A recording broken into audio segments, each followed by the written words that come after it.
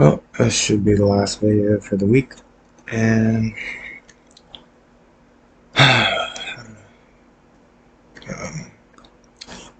recapsulate everything that I pretty much talked about. Um, basically, godly-minded people have been throughout the world for, a really long time. And, like Nikola Tesla, Albert Einstein, they all understood that to be able to think most clearly and discern things, you had to rely on God. And if you go through history, there's a lot of inaccuracies. Like here's a story, I guess. I don't understand how to explain it, but there was an Egyptian pharaoh that during the reign of pharaohs, where they all believed in Ra and the many other gods, there was one that came up, and he came to only believe in Ra as a god, and he destroyed as much as he could of all the other gods, and he said Ra was the one true god, and it's the sun god. So he had all of like the people, like guards just standing out in the sun, blistering heat and stuff, and you know, it was very blasphemous for the time. And then not just that, uh, he came to understand love because um, there's not very much evidence of what went on during his reign, so to say, but he became a recluse and he didn't try and instill any religion um, upon the Egyptian people. He just became a recluse. He didn't set up any priests or anything. He he also had um, some depictions carved out on stone of himself that usually the Egyptian pharaohs would make themselves look much better than they really did, stuff like that. But he had it portray an accurate depiction of himself, which was demeaning to a degree, even considering that they believed him to be a god. And then not just that, um, something that was unheard of was like there was a depiction of him kissing his child, and I think that it was God coming to him, and he figured out what love was, and he just wanted to enjoy a simpler life as a pharaoh, and he tried to do what he could in destroying the other gods. And if you just go throughout history, there's many oddities like that where all of it kind of seems like it would be God and Jesus trying to uh, implement salvation upon different peoples throughout history, and that Satan ultimately came in and deceived the world over and over and over, and confused everything, and implemented false gods and all kinds of stuff. So, I mean, that's one aspect that I can see. Then, not just that, there's been godly people throughout history that can attest to the veracity of God. They can attest to the truthfulness of how it all works together. And even beyond that, if you go into Hollywood artists and all that, and you read their lyrics and you apply the understanding of metaphorical language, symbolism, and various things, you can spot um, the Christians, you can spot the Luciferians or the atheists, or you can spot the people that are just singing about love, or relationships, or just stuff that goes on in life. Um, without just applying it and relating it to the things that you know yourself. So, uh, my other YouTube, in the last video, I posted a link on the description so people can go there to find it. I have a whole collection of random stuff that I've been collecting, uh, maybe just the past couple months, few months maybe, of various ideological and educational content that it's not everything that I've seen. It's not like years worth of anything. It's just a few months because I figured I'd throw it together so that I could throw it to somebody so they could get into all of that. And it's all various ideological stuff or theological. Um, a lot of it might be, secular or atheist, and that's fine to me because it's all a matter of discernment for what you want to believe in life. And um, ultimately, I think that if you believe in atheism, then you're being taken advantage of anyways by Luciferians, and that doesn't really help you. So you should probably figure this shit out too. And, get into the puzzle, the game that we're playing. Um, then my puzzle playlist, there's maybe a few personal songs in there, but it all still falls into the puzzle. And I haven't added too much into there, but uh, you know, um, I'll keep adding what I can when I run across it. Uh, but again, it's all inside language. Um, there's people out here playing a game with the world, and there's people that are privy to it that they try and do their own little part. There's been a lot of Christians that have tried to hide in Hollywood, and you can tell that they um, lose favor with God trying to hide. You know, them being cowards, so to say. Even if they're trying to take a stand, they're still part of the issue. Uh, so that's why I say cowards, even though they're actually pretty brave for what they have done. Um, I don't lament them for it. Some people will be angry at them, uh, but I'd say don't be angry. They're, they went in and got kind of stuck in some stuff, So I wouldn't be too upset because, that could be anybody. We don't know their entire story and everything. Internally things go much different. Uh, then, you know, the deception, of the world is what I'm focused on disillusioning people to so that people can pick their side. So it's not all confused, so people aren't confused about what's going on and why.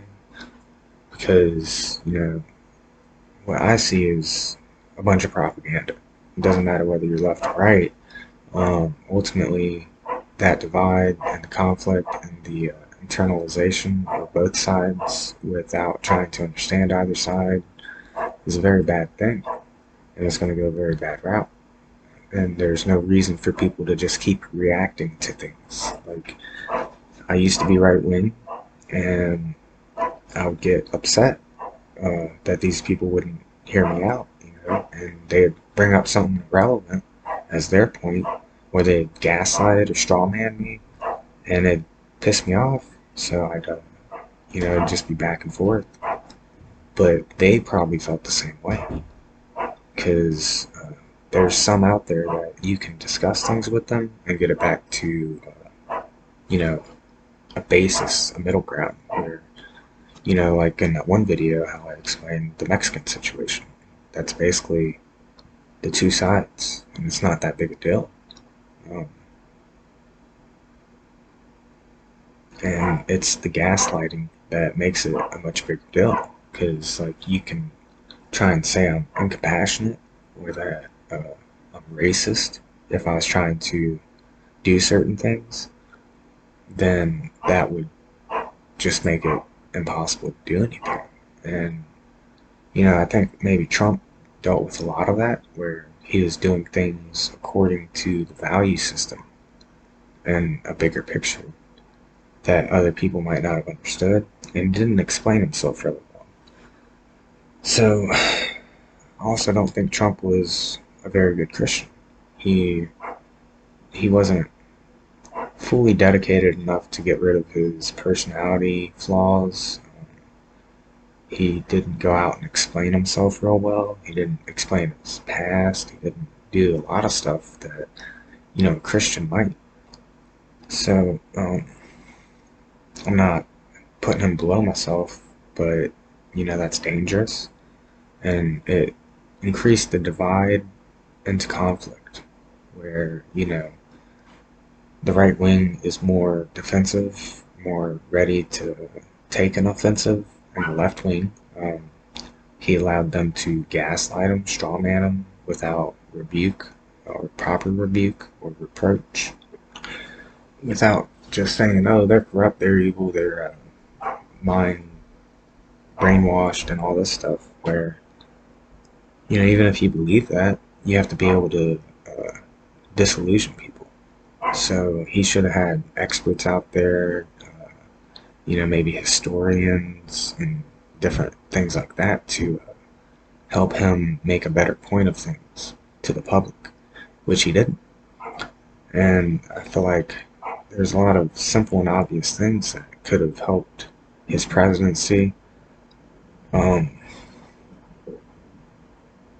and there was probably some correct information about him that was very bad stuff that he's done or does, and people just didn't care. And that's not good. And then with Obama, he was un-American. Um, he wasn't pro, uh, Constitution. Really, I don't think he wasn't pro values, pro American culture, pro. You know, there was still the ideological differences.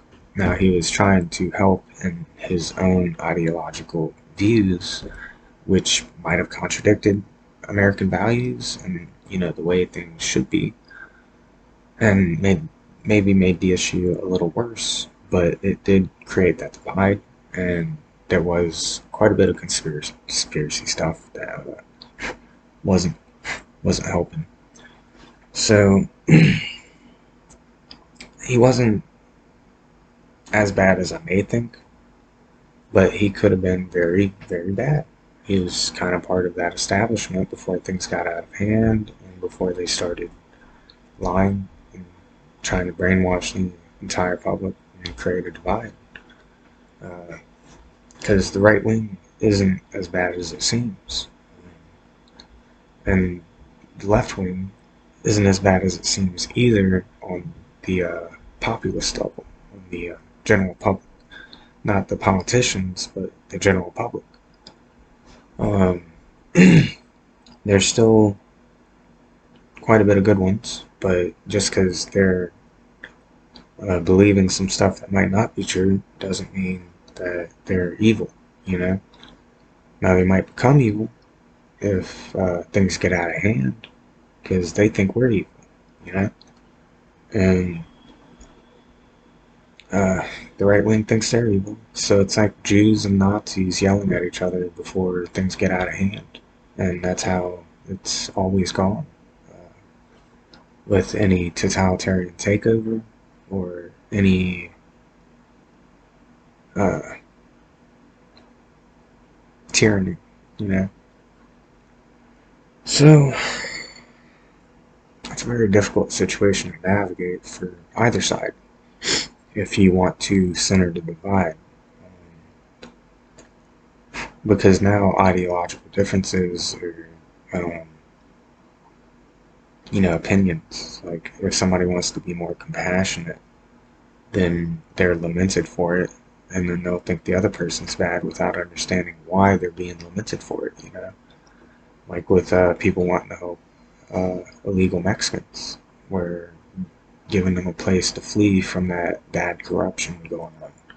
That's not that bad a thing, except that it's gotten so out of hand, and probably intentionally so, that the right wing sees all of the other damage it's doing and the degradation that it's doing to our country, that is adding on to thousands of other things that we can't deal with right now. And like, they just want to step back and fix things, not add more or take more burden, stuff like that.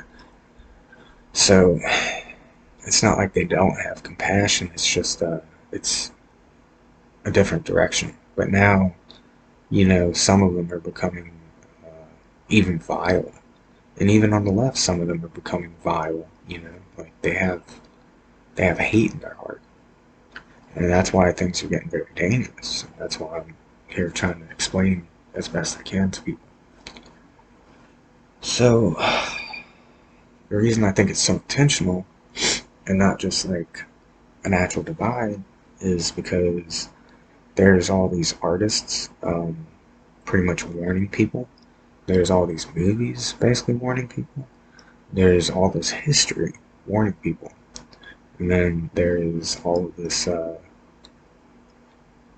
all these people that do study into both of the situations and like ideologies and everything that goes on with cognizance, humans throughout history, and everything.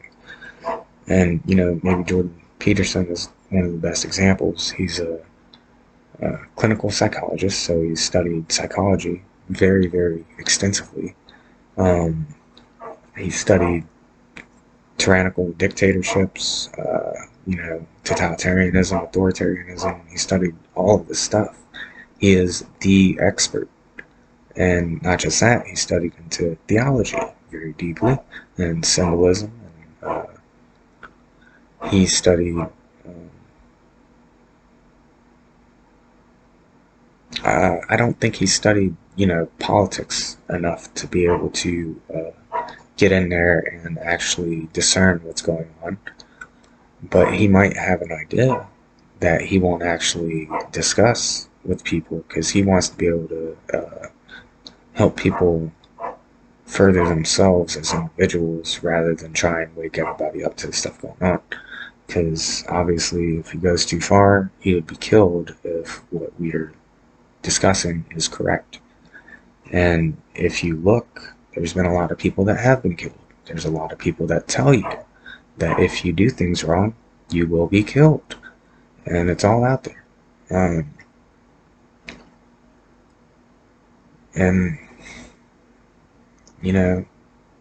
it's blatantly obvious. It's all out there. I know I'm not crazy because, I have many backings to prove myself correct. I haven't just confirmation biased my way into it.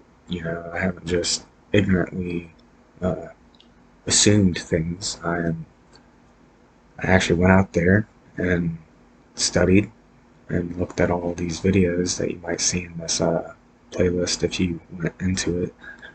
And,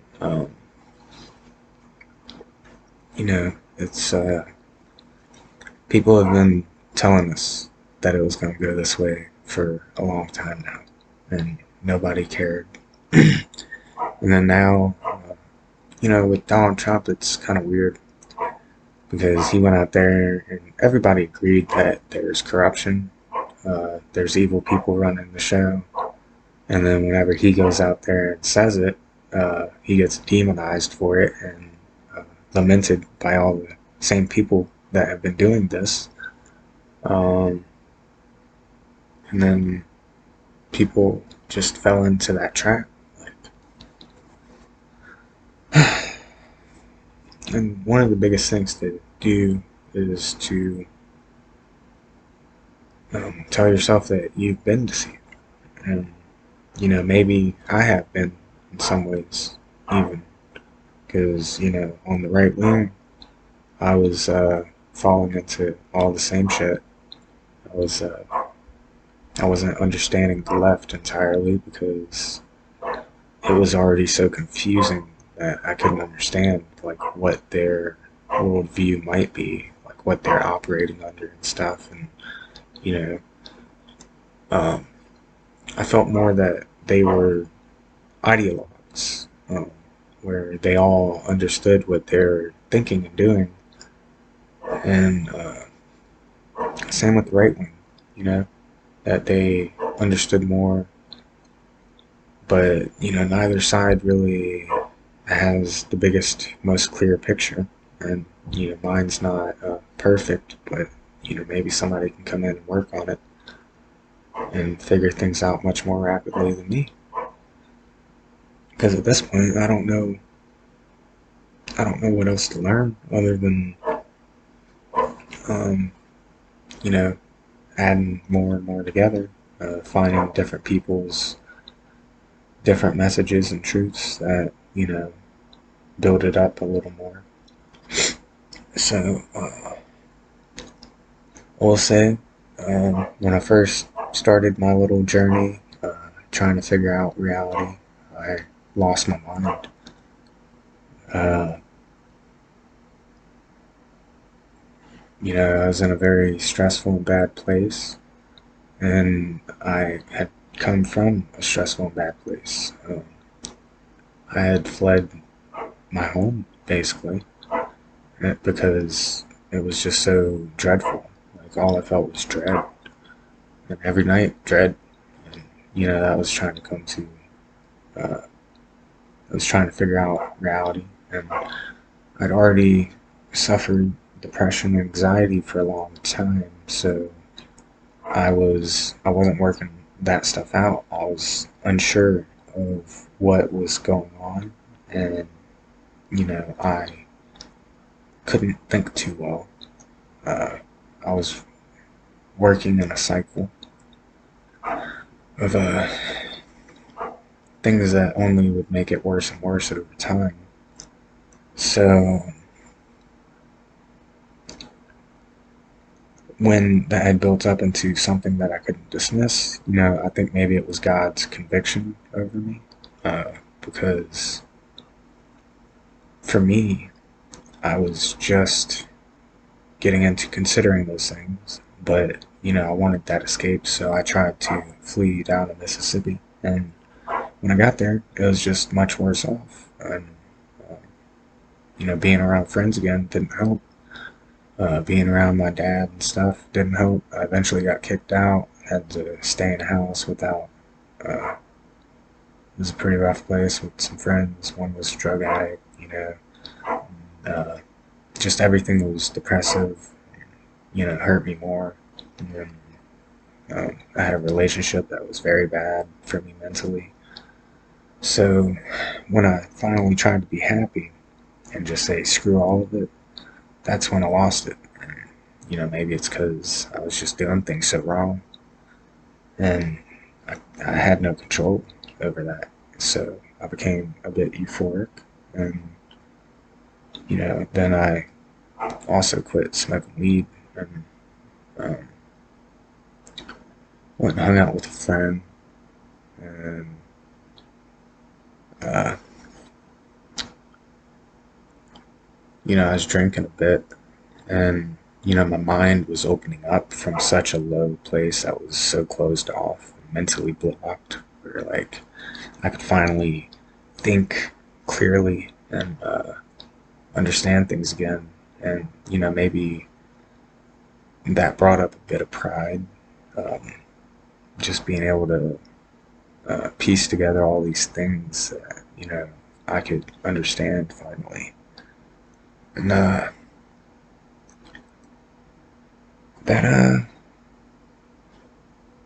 that was pretty rough because I just fell right into it. I was so happy just to be able to be that way again, and then I hit one of these joints and it tasted funny. That was spice mixed with crack, and I blew it out pretty quick because it tastes like shit. And, I was like, I don't want any of that. So that's really what sent me down even further because, it uh, made my mind even more hyperactive. And, you know, there's a lot of stuff I was trying to do in my depression that I couldn't make sense of, like singing. So when I could finally try and sing openly and express myself, it was like, you know, I could I could actually do it, and I felt proud of myself for it. And there's a lot of stuff like that all of it together with your mind becoming active again out of depression and like brain fog and all this stuff. It was it was it was something you don't even pay attention to. Like you don't even question it because you're just going. And then eventually it just kept going, and I couldn't stop thinking. Because I never like stopped it. I didn't try, and it's basically like a manic episode. It basically is a manic episode. So that's what it was. It was basically bipolar manic episode. And you know, one of my family members noticed, and she worked in psych wards, and I'm trying to be quiet mostly. I'm not like sad or anything, but she worked in psych wards and stuff. So uh, she sent me. Well, she got a warrant for my detainment and got me put in. So that began my paranoia stage because I'm questioning like, okay, is my mind unstable? Is Do I have something wrong with my brain?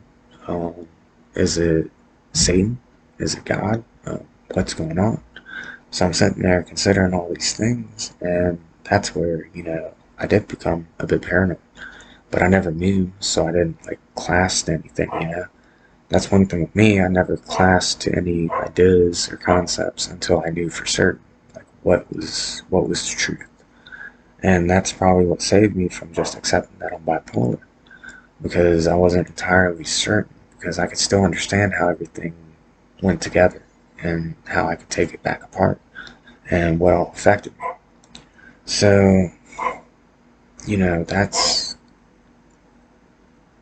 that was one thing that, I just didn't understand how all of my history pushed me into that, and how all of my internal interpretations and feelings and, emotions created a cycle that, eventually, according to the environment and situations, that if I was put through that and everything all together would push me that direction. And I wouldn't be able to control it, and I wouldn't understand it, and I would, fall into certain things, stuff like that. Because I was basically just going with everything, I was like a robot, and you listen to some of these artists that, um, they've been through very similar things. Shinedown says, what was that song? Something about madness, where you know, um, oh, you're bipolar, big deal, basically. Like I've been through the same shit. Here I am now. I've been through much worse, and he's angry at people that think that, because that's what he's expressing. He's he's got that rage built up, which I haven't went through his music to understand what his theological views are, what he knows, but it's a very indicative song of what that mental illness actually is. It's just not, it doesn't really exist. Um, it's based upon fear. That's about it. It's based upon fear. That's what got me, fear. And, I could see where, I mean, I also believe in theology, so, or I believe in God. So I also believe that, God and Satan are trying to do things, and that's a culmination of what that uh, inner entanglement produced. And if I went a worse route, I could see where I could have become bipolar indefinitely, or you know, maybe even schizophrenic in many ways. Where if I had lost grounding with reality enough, yeah, I might start seeing stuff, might start hearing stuff. If I couldn't trust my brain that much, which, that would be something that Satan would want. He would want you to be that deceived, where you're open to certain evils or, stuff like that. So, um, I had maybe uh, smaller manic periods where, I get excited studying into stuff, and, you know, I grasp onto it, go, go, go, go, go. And it would seem like a manic upset, especially when things are bringing you down, uh, causing your depression, your anxiety. Uh, it's more like a phase. It's a phase of interpretations that keep going until you get to a point. But I would recognize what was going on, and I'd step back. But my most recent one, uh, it was last year after Christmas. Before then, I was with my girlfriend. Um, we were doing good, but then things started going wrong, and um, I was warned by somebody that uh, there would be some demonic stuff going on if I went for that, and I ignored it. That it would make fun of our insecurities, and that was what happened. I fell into my insecurities, she fell into ours or hers, and we closed up on each other, and things didn't work out right. Um, and it wasn't the right way I should have handled things, and I don't blame her. Uh, I don't fully blame myself because I really wanted it to work out. I never gave up on it, but she gave up on me, and she found another guy. So, I don't blame her for that. I hope he takes care of her. But nearing the end of our relationship, uh, her uncle passed away, and not long after that, my sister died. And for me, I went, even though my sister was just dead, I went to her uncle's funeral with her. Um, I wanted to spend time with her because I was hurt and she was hurt, and I wanted that connection. I wanted some compassion, and I wanted to make her feel better. And, she wasn't really all there anymore. She was already closed off on me. I don't think she really cared how I felt or what I was going through. And that became more and more clear over time. And I kept giving her space. I gave her whatever she wanted. I worked past, my insecurities with her.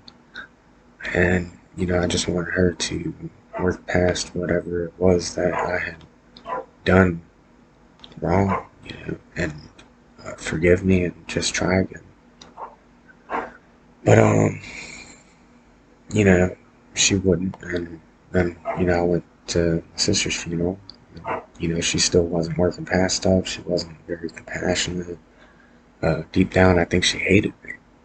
So it went from that to hate. As I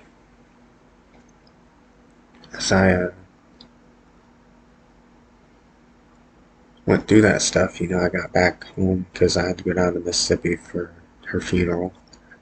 And then I got back home. I just eventually quit my job. Um, I think that was after girlfriend left me because she at least waited, like maybe a month or two after my sister passed away to break up with me. And, I imagine she started talking to some other guy. That's who she probably started dating a little after that. But she let me sit for a while before she got into another relationship, like a month or two. I guess before she made it public. So that was the final drawing point because I was hoping, she'd come back to me. That maybe because we took a little bit to stop talking, and I knew she just wanted that space. So I figured maybe she'd come back. But when she found another person, everything finally hit. And, I was going downward spiral, and I knew I was about to lose it because I couldn't handle all that stress. Because my sister was the only person I could really be open with, the only person who could open me up. And sorry, my crawfish escaped the tank. Let me see what I was talking about last. All right, so she was the only person who could really open me up and actually connect with me. So especially after my mental break, because after that, I just ended up in a brain fog.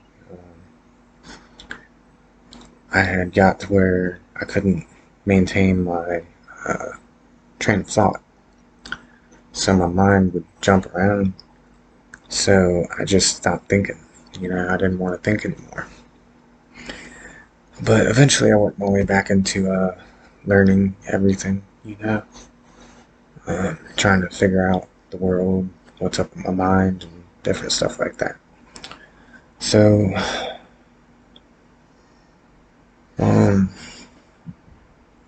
when I lost her, I felt like I had nobody that I could connect with. Like, not even my family, not my friends, nobody.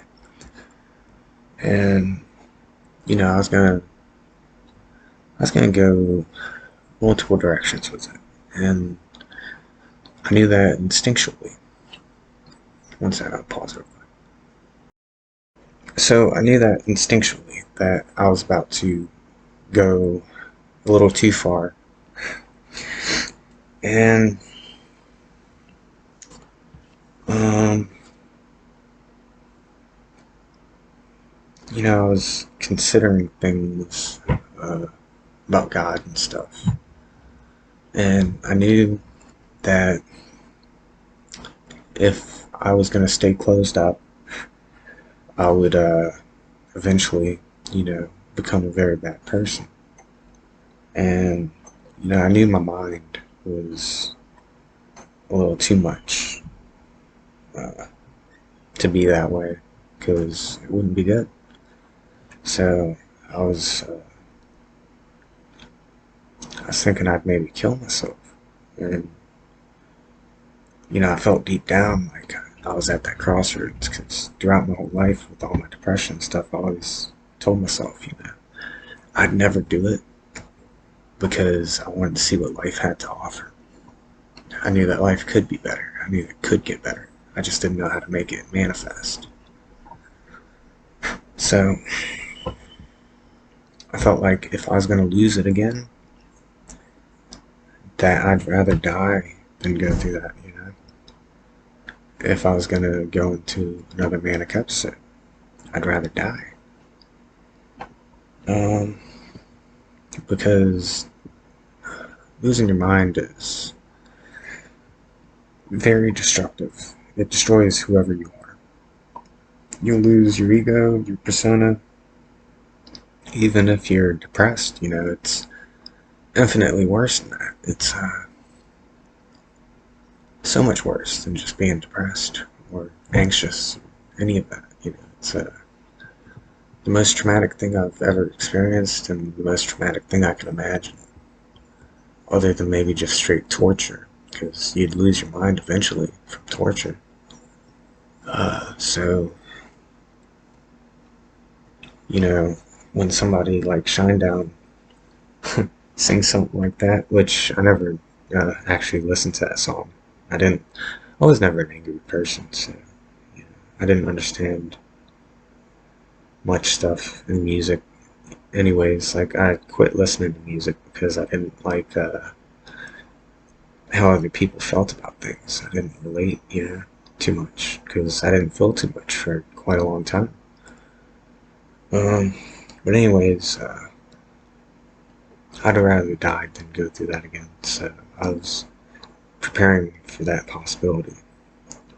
But then, eventually I made sense of my sister's love for me, and that's what took me down the understanding of what love is. And when I finally understood that, all my collective knowledge and everything finally made sense. Um, so for me, the route I took from there is I opened up entirely as best I could. But there's still people that I wasn't comfortable being open with. So I went around the internet just opening up my mind to people and reworking it as best as I could. And for me, it was like rewiring everything, everything. Like I was re-explaining, rebuilding pictures. I was redefining concepts and all kinds of stuff that, in ways that made sense to progress, uh, to progress my own knowledge, build my own worldview, and everything with God and everything, because it finally all made sense to me. And it was like such a foreign thing that I had to uh, make sense of it, because like I had all this information, all this knowledge of like so many different people, so many different worldviews, and everything. So it was kind of like a manic episode, still. So it was uh, it was manic. I and I loved it. I enjoyed it. I pushed it as far as I could. Um, I just sat there building pictures of everything and just basic stuff, even, complicating and simplifying. And, I kept studying too, but mostly I was running things past so many different people. I was just bouncing off of people because nobody could keep up with that. And, I could hardly keep up with myself then. But I still had full control. And that was the thing that really took me by surprise, is how much control that I had. Even though to other people it might have seemed overly done, you know, I was just enjoying it. I could sit back, go to sleep, I was eating my food. Um, I could stop and then do something else, But eventually, um, I realized how alone I was. So I started looking for somebody, you know, and I'd always been looking for somebody, a girl that I could love and that could be open and all that, and hopefully heal me or something, love me or care about me. So I'd go around just talking to people. Every now and then I'd run into a girl that matched my worldview, because I renegotiated my sexuality based upon um,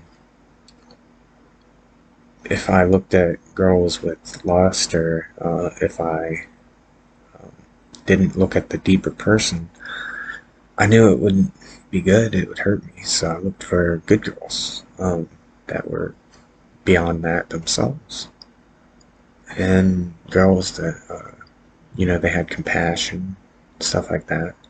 So as I was running all my ideas across them, being friends and stuff, it would be failure after failure, whether I got my hopes up or not. Every now and then I'd run across lustful girls that just wanted something from me. Um, much like things that a girl might experience with men, actually. So I'd push them away, and then my mind would push the rest away eventually because they couldn't reciprocate what I was looking for, really. And I just kept on keeping on.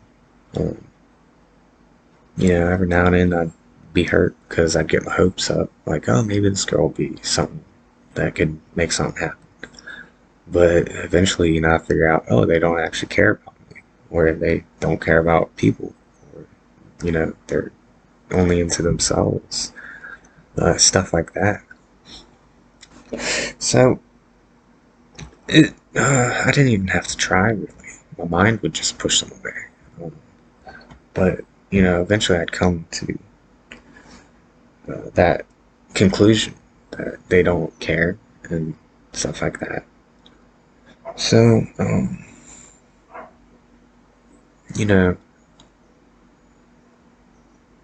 I was looking for somebody that I could love fully, and trust, all this stuff, and I couldn't find it. Um, and my standards weren't very high. I didn't care about their past. I didn't care about uh, who they used to be and stuff. I just saw the person and what they were growing towards, and there wasn't really anybody out there. So I became very worried about that, and it wasn't until I ran into someone that told me to go look at my past that who I'm looking for is in my past.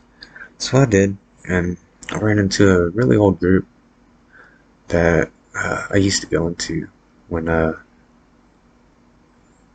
when it was a little after I had my mental break that I went into that group, and it was based around like psychology, theology, science, and cognizance, basically just everything. And you know, so I actually found a girl there that I knew that maybe things would uh, be able to grow, but not just that. Like I saw deeper into her that like she was very into the same stuff I was, into God, and that I knew she could understand me, and that I knew I could trust her uh, to just be entirely open, vulnerable, and all this stuff. And I got picked on a lot. Uh, people mess with me a lot, and things didn't ultimately work out because I guess I messed up. But overall, it was because um, it was very deep stuff, I'd say. Conflict between ideologies, and religious stuff. And, eventually she came to look at me as a pretty bad person. So, I feel like she didn't understand me quite well. And, funnily enough, um, and, ultimately she didn't really care to try. And, that's fine. It happened a lot anyways. But, I still fell for uh, what I saw in her and what things could be or progress into if things were better off. But, I probably lost that by now. So that brings me to here, um, where, I ain't got really anything. So that's why I'm putting myself on the line here, uh, trying to wake other people up to the deception of the world. And, if you start thinking this way, you're going to have a lot of difficulty. You'll be able to understand people really well. You'll be able to understand what's going on really well, but you're going to have a lot of difficulty. And that's intentional. You know, it's just the way it is. So, um, I'd say keep your head down. Don't stir the hornet's nest, like I'm doing, unless you know what you're doing. And don't become part of the issue, but become part of the solution.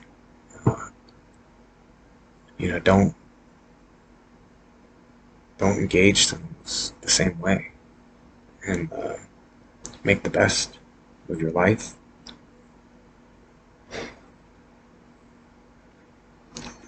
Establish stronger connections, and don't push things. Just relax and enjoy the ride.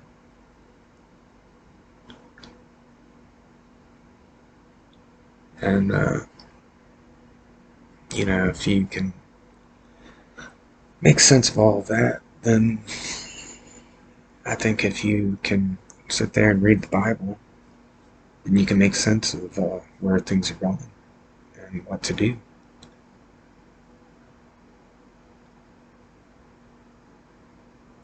And that you'll know what you'll need to do when the time is right.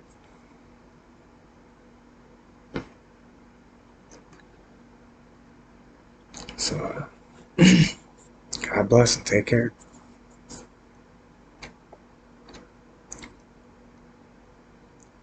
And no, that's not some suicide shit. Okay?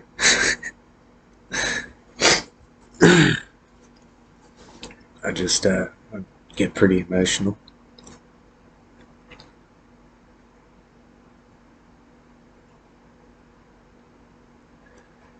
I do think I might be killed. So, that's what I'm aiming for.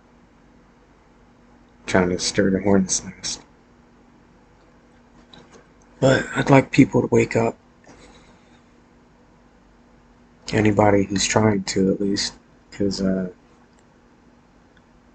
a lot going on. And if you're confused and looking, then, this is my story. This is what I have to offer. This is all I can teach you.